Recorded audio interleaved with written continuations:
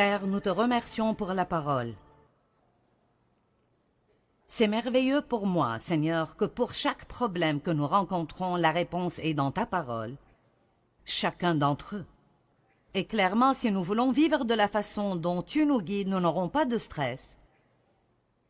Alors nous avons besoin que tu nous parles ce week-end et tu nous aides à comprendre les changements que nous pouvons faire par ta grâce, qui nous aide à vivre dans la paix. Au nom de Jésus. Amen.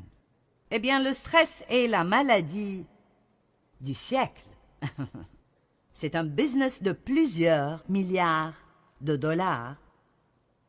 Le traitement du stress, le remède pour le stress, que ça vienne du fait de payer un psychologue ou de différents médicaments ou livres ou cours de gestion du stress ou séminaires ou quoi que ce soit. Vous avez vu comment vous avez réagi? Et quand j'ai dit au groupe de louanges ce que j'allais enseigner, ils ont tous dit « Oh, nous allons vraiment écouter ce week-end. » Et alors, je pense sûrement que nous comprenons tous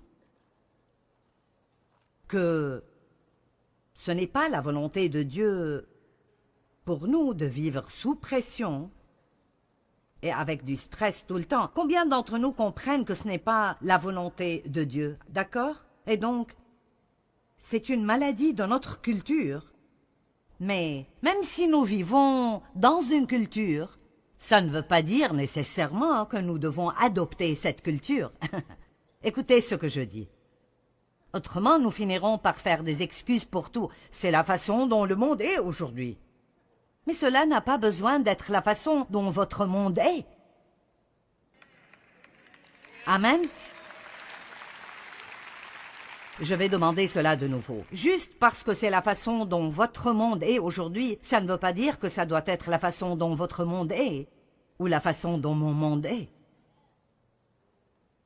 Et je peux vous dire, si quelque chose changera dans vos vies ou dans ma vie, alors nous devrons prendre la responsabilité de le changer. Maintenant, la première chose que nous faisons dans toute situation est d'aller vers Dieu.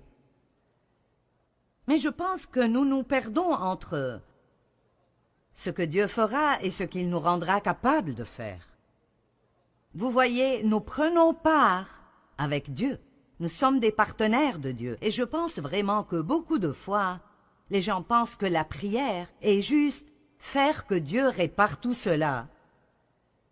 Alors que je ne fais juste rien, ou je continue même de faire les mêmes choses stupides que je fais déjà. Mais maintenant, je m'attends à ce que Dieu se débarrasse en quelque sorte de la récolte que je sème dans ma propre vie. Est-ce que vous comprenez? Et alors, quand vous priez, vous devez ouvrir vos oreilles pour écouter ce que Dieu vous dira concernant quelles sont les causes de vos problèmes. Maintenant, parfois il n'y a rien que nous puissions faire, et si c'est le cas, alors Dieu vient et fait tout. Mais souvent, la racine de votre problème est que nous vivons juste avec un manque de connaissances et dans ce que la Bible appelle l'ignorance. Nous ne marchons pas dans la sagesse, nous faisons des choses parce que c'est juste la culture dans laquelle nous vivons, et c'est ce que tout le monde fait, et donc nous faisons cela. Mais nous devons retourner à la parole de Dieu tout le temps, retourner à la parole de Dieu, et les proverbes sont pleins de sagesse. Retournons à la parole de Dieu et prenons un engagement de ne pas vivre d'après ce qui arrive autour de nous, mais de prendre des décisions d'après la direction du Saint-Esprit. Combien croient que si nous sommes tous dirigés par l'Esprit, nous aurons des vies plutôt paisibles? D'accord. Donc, je n'ai pas de baguette magique que je remuerai au-dessus de vous pour que tout votre stress disparaisse. Et personne d'autre non plus, en fait. Je pense que parfois, quand les gens vont à des cours de gestion du stress ou de conseils, je ne pense pas qu'ils vont souvent avec cette pensée « je suis prêt à faire un changement ». Ils pensent plutôt « je veux que quelqu'un résolve mon problème ». Et nous devons nous arrêter ici une minute où toute cette chose sera inutile. Je ne peux pas résoudre vos problèmes, et Dieu non plus, si vous ne faites pas ce que Dieu vous dit de faire, ou faites ce que Dieu vous dit de ne pas faire. Je veux que vous compreniez ceci, parce que c'est venu à moi vraiment fortement, que la prière n'est pas « maintenant Dieu va réparer tout cela ».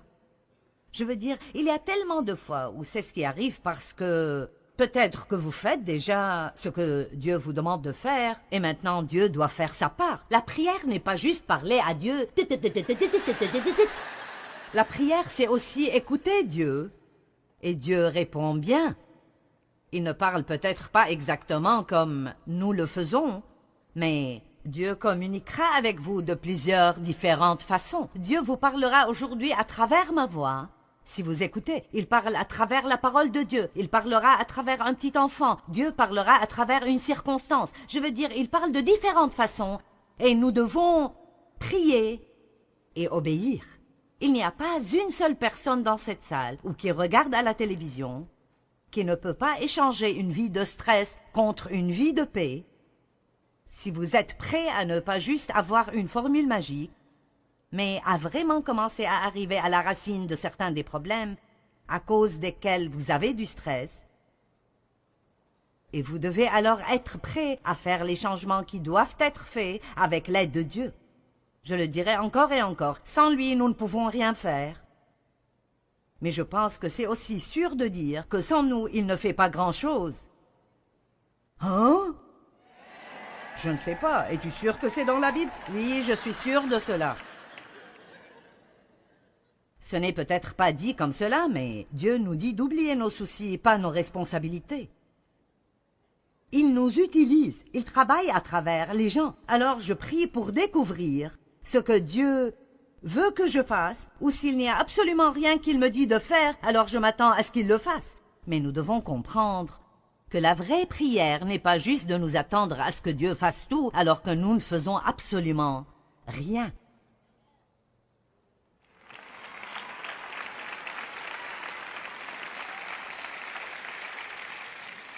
Le stress est tout autour de nous et il y a peu de chances qu'il diminue.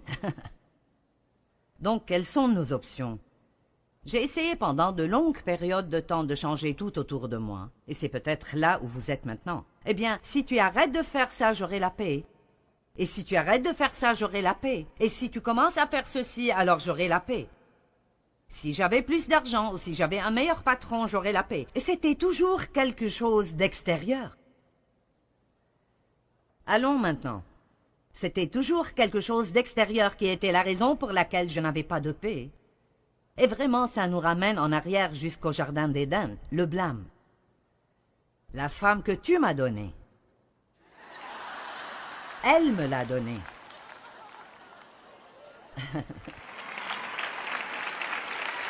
Excuse-moi?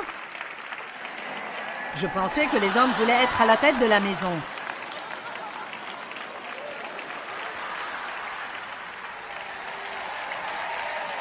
Quoi à propos d'être à la tête du jardin? Il faut commencer comme il faut.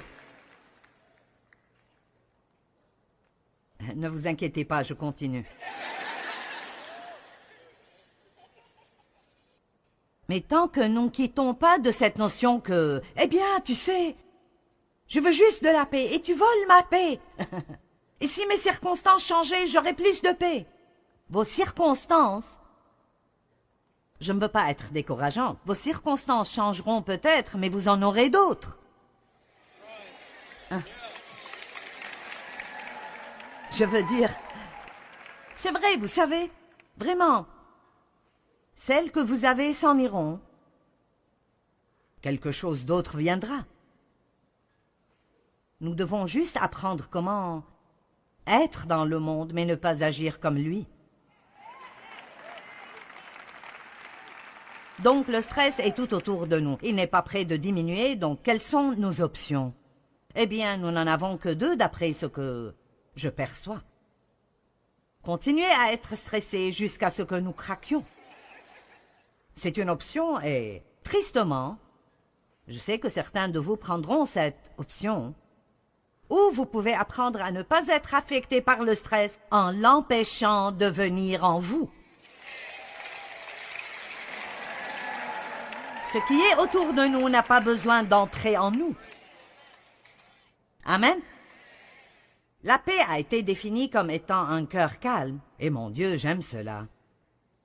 un cœur calme. Jésus était entouré par des situations stressantes, rejeté par sa famille et ses amis. Certains passent par cela maintenant. Vous laissez cela vous stresser. Accusé d'être vil, accusé de faire quelque chose ou avoir une sorte de motif méchant qui n'est pas vrai à votre propos du tout. Les fausses accusations peuvent nous stresser. Nous voulons convaincre tout le monde que nous sommes bons. Remarquez que Jésus n'a jamais essayé de faire cela. Ses disciples avaient besoin de beaucoup de corrections. Il les édifiait pour le travail de porter l'Évangile au monde et ils avaient une période très courte pour faire cela. Parfois, tous les gens autour de nous qui ne font pas ce qu'ils devraient faire peuvent vraiment nous stresser. Je dois toujours te dire quoi faire, à chaque fois, constamment. Et puis quand je te le dis, tu ne peux pas le faire. Des foules énormes le suivaient partout. Et ils voulaient tous des miracles, des guérisons et être aidés d'une certaine façon. Vous savez, j'ai même dit, tous ceux qui viennent vers moi veulent quelque chose. Certaines des mamans, vous vous sentez ainsi. Votre mari veut quelque chose, les enfants veulent quelque chose.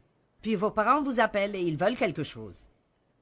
Et puis votre belle-mère veut quelque chose. Et c'est juste que tout le monde veut quelque chose de vous et vous n'avez plus rien à donner. Combien d'entre vous ressentent ceci? Mais vous voyez, Jésus, bien qu'il soit là pour les gens, il avait des limites. Et nous allons parler des limites plus demain soir. Vous savez, si vous ne voulez pas que le chien des voisins fasse ses besoins dans votre jardin, alors mettez une barrière.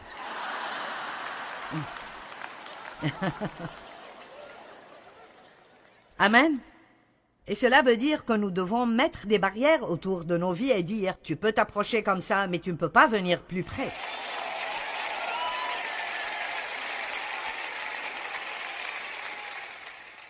L'un de ses disciples l'a trahi pour 30 pièces d'argent. Pierre a même nié qu'il le connaissait à un moment critique dans sa vie, et Pierre était l'un de ses bons amis proches. Il s'occupait mentalement et émotionnellement continuellement de savoir et d'être conscient de la souffrance qu'il allait devoir endurer sur la croix. Waouh! Quelle journée stressante! Et quand même, au milieu de tout cela, il nous donne Jean 14, 27. « Je vous laisse la paix. C'est ma propre paix que je vous donne et que je vous lègue. Je ne vous donne pas comme le monde donne. Que votre cœur ne se trouble point et ne s'alarme point. Cessez de vous permettre d'être agité et perturbé et ne vous permettez pas d'être effrayé et intimidé et peureux et mal à l'aise. » Maintenant, ceci prouve le point que j'essayais de transmettre au départ. Dieu veut toujours que nous venions à lui dans la prière et il est toujours prêt à faire ce que nous ne pouvons pas faire. Il est un Dieu qui fait des miracles. Mais nous voyons ici, honnêtement, que si je vais croire cela, alors je n'ai pas besoin de prier pour la paix parce que j'ai déjà la paix. Je ne l'utilise juste pas. C'est ce qu'il a dit. Je vous laisse ma paix. Si nous sommes nés de nouveau, nous avons le prince de la paix qui vit à l'intérieur de nous. Donc, très profondément, si vous pensez à une masse d'eau et une tempête vient au-dessus de cette eau, vous allez voir des ondes et des vagues et une perturbation à la surface. Mais au fond, c'est juste aussi calme que ça peut l'être. C'est pour cela que la paix est décrite comme un cœur calme. Toutes sortes de choses peuvent arriver autour de nous, mais si nous maintenons une communication avec Dieu et nous continuons à lui faire confiance, nous pouvons toujours avoir sa paix. Cela ne veut pas dire que nous devons aimer la circonstance ou que ça ne fait pas mal. Mais ça veut dire que nous pouvons avoir ce genre spécial de paix. La paix que le monde offre est une paix qui marche seulement quand les circonstances nous conviennent. Mais Jésus nous a donné quelque chose qui est de loin supérieur à cela. Il nous donne une paix qui est vraiment la meilleure façon dont je pourrais le dire et que c'est une paix qui n'a pas de sens. C'est une paix irrationnelle. En d'autres termes, je ne sais pas comment j'ai la paix. Vous vous sentez embarrassé de dire à quiconque que vous avez la paix parce qu'ils penseront que vous êtes juste en train d'être hyper religieux ou quelque chose, mais vous pouvez honnêtement avoir la paix dans les circonstances les plus difficiles si vous avez vraiment une relation profonde avec Dieu. Et je vous le dis, je pense que nous avons besoin de plus d'enseignements plus profonds. Amen. Je pensais à cela cette semaine alors que je pensais à plusieurs choses différentes et comment il y a des années, il y avait en fait des conférences appelées « conférences de la vie plus profonde ». Et nous avons besoin de plus de cela. Dans Luc 5, Jésus a dit « Allez là où l'eau est profonde et préparez-vous pour une quantité ». Donc nous avons besoin d'apprendre comment vivre d'après nos cœurs et d'après nos esprits et pas juste continuer à réagir d'après tout ce qui arrive autour de nous. « Eh bien, je ne sais pas comment faire cela. Continue à prêcher, ma sœur. » D'accord, eh bien, quelle valeur donnez-vous à la paix?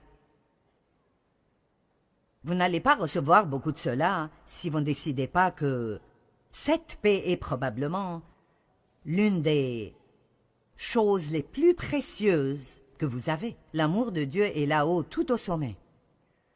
La grâce de Dieu est géniale. Mais je vous le dis, cette paix, mince, c'est si important. Laissez-moi vous poser une question. Pourquoi sortiriez-vous même du lit si vous devez sortir du lit et être gêné toute la journée?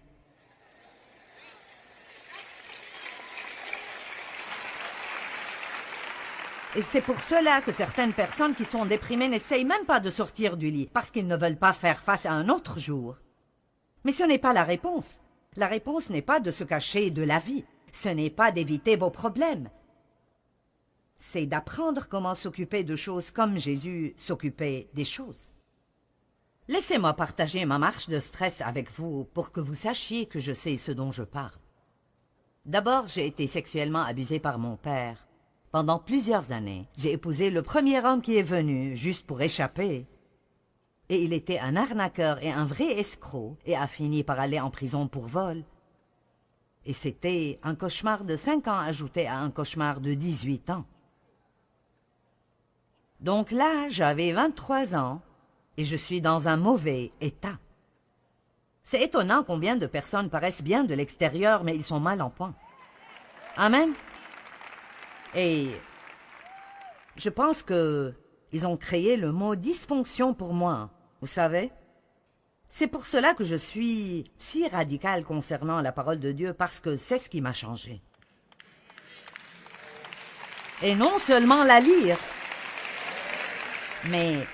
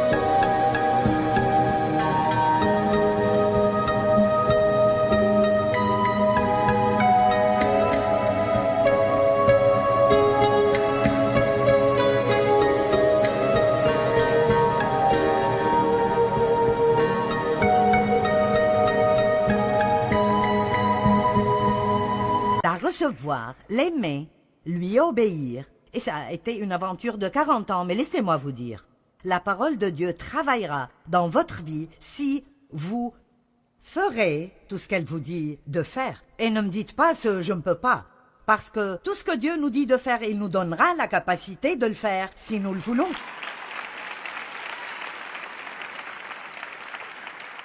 Donc je m'inquiétais, j'étais pleine de peur, j'étais en colère, je n'étais pas assurée. En résumé, je ne me sentais pas bien à mon égard. Donc j'ai essayé de trouver de la valeur dans mon travail et dans l'accomplissement. Donc j'ai travaillé jusqu'à la mort. Est-ce que vous êtes passé par là? Amen. J'avais des problèmes physiques à cause de tout le stress. J'ai créé des problèmes dans toutes mes relations personnelles parce que j'étais surchargée tout le temps. Savez-vous que si vous êtes stressé tout le temps, vous n'êtes pas facile à côtoyer? Point final, fin de la conversation. J'étais même une chrétienne dans le ministère à plein temps et j'avais toujours tous ces problèmes. Être sauvé ne garantit pas que vous n'aurez pas ces problèmes. Parce que non seulement notre esprit doit être racheté, ce qui arrive à la nouvelle naissance, mais notre âme doit être sauvée. Et c'est votre pensée, votre volonté et vos émotions. C'est comment vous pensez, comment vous réagissez, les décisions que nous prenons. Et c'est pour cela que j'aime Jacques 1, 21 qui dit « Recevez la parole de Dieu avec humilité, car elle contient la puissance de sauver votre âme. » Donc, alors que je partage la parole avec vous, votre âme est en train d'être renouvelée. Cela veut dire que votre pensée change alors que vous vous asseyez ici. Vous allez changer la façon dont vous pensez à certaines choses. Et si vous changez la façon dont vous pensez, ça changera la façon dont vous parlez. Et quand vous changez la façon dont vous pensez et dont vous parlez, ça commencera à changer votre attitude. Et puis cela changera votre comportement. Et puis tout d'un coup, tout ce qui est dehors ne peut plus vous contrôler.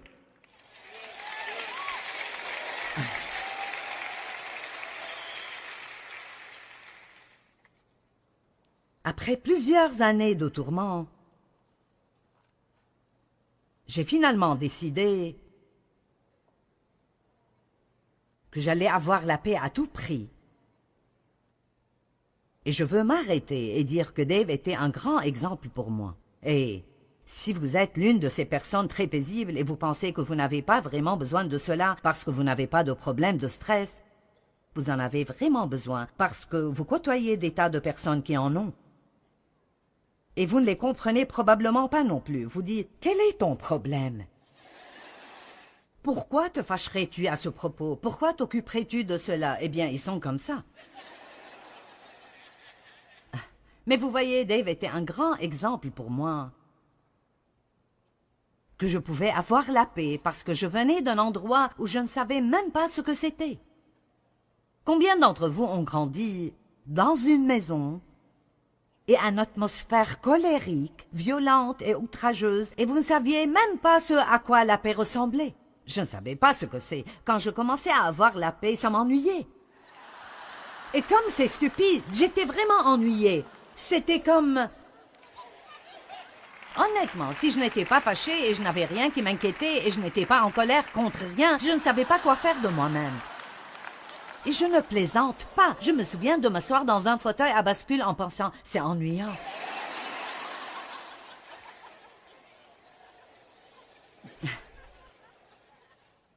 Si vous allez vraiment sortir avec ce message, vous allez devoir passer par un choc culturel. J'ai décidé que si Dave pouvait l'avoir, je pouvais l'avoir. Si quelqu'un pouvait l'avoir, je pouvais l'avoir. Alors j'ai pris une décision, et si je ne fais rien ce soir d'autre que de vous amener au point de prendre une décision, je veux que vous preniez une décision que quoi que ça demande, allez, quoi que ça demande, je veux que ceci tombe en vous comme une pierre. Quoi qu'il arrive, je vais avoir la paix.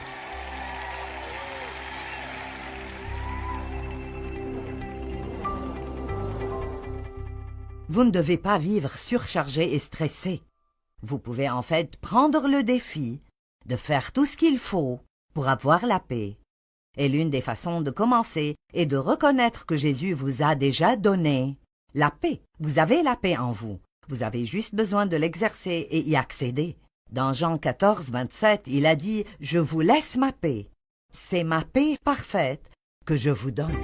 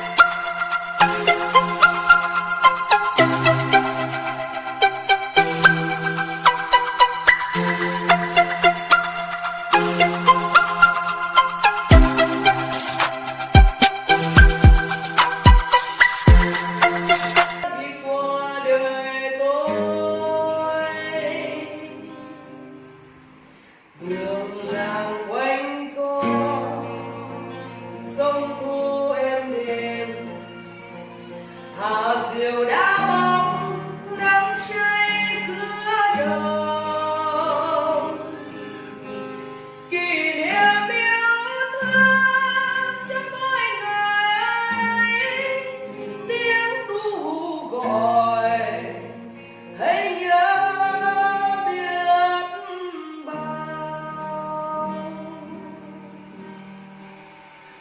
Tôi xa quê bao năm tháng qua, nhưng trong trái tim không bao giờ xa. Lời mẹ ru con hiu hiu chưa hè, mùa lụt nước lũ bắt